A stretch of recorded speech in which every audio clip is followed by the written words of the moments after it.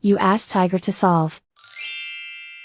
This deals with linear equations with one unknown. The final result is L equals 3/2. Let's solve it step by step. Simplify the expression. Simplify the arithmetic.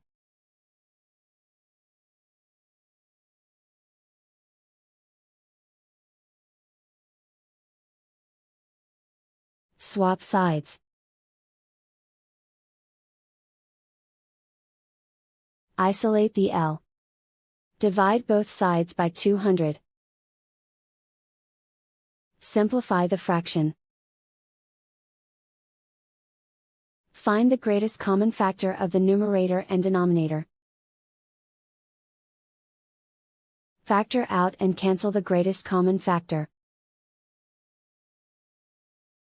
And so the final result is L equals 3/2.